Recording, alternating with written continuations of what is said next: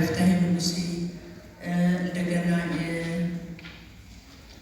ተመስገን ገብሬ ብዙ ውስጥ ከገባው ወደ ጊዜያቸውን ስለምብዬ ነው። ብዙ ስራዎችን ተቀብረው እንዳይቀሩ ለህዝብ እንዲደርሱ በጥናትና በምርምር እየደገፉ አቅርበዋል።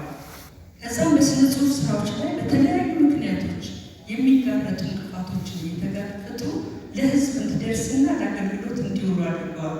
በተለይ ኩራዝ አሳታሚ ድርጅት በነበሩ ጊዜ አንዳንድ ምክንያቶች መጽሐፎች እንዲሁ አይታተሙ ባሉ ስክሪፕቶች የሚጣሩበት ሁኔታ አለ።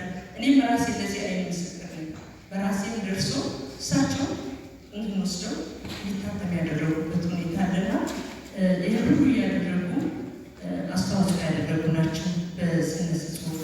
ሌላ ግን ራስ ሜሪ ጃዕፈር የህፃናት መጽሐፍ ደራሲ ናትና እስካሁን ድረስ ሲነገር አልሰማሁም። ሊነገርላቸው የሚገባ በጣም ትልቅ አስተዋጽኦ አላቸው በኢትዮጵያ ስነ ጽሁፍ። ይሄ በኢትዮጵያ የህፃናት መጽሐፍት ምንም እውቅናና ትኩረት ባልነበረው ዘመን በ1978 ዓ.ም ኩራዝ አሳታሚ ድርጅት እያሉ በመምሪያ ደረጃ እንዲከፈት አድርገው ለህፃናት መጽሐፍ በኢትዮጵያ ትልቅ አስተዋጽኦ ይሄ ሊነገርላቸው በዛ ጊዜ እንዳይብዬ ሆነች ደርቤ ገልጭላታለሁ። በአጠቃላይ ጋሽ አስፋው በኢትዮጵያ ስነ ጽሁፍ እድገትና ጥራት ላይ ከፍተኛ አስተዋጽኦ አድርገዋል።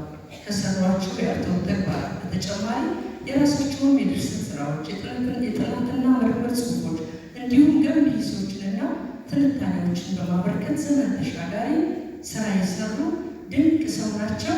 እናክብራቸው። እናንተንም እግዚአብሔር ይስጥልኝ። አመሰግናለሁ። አሁን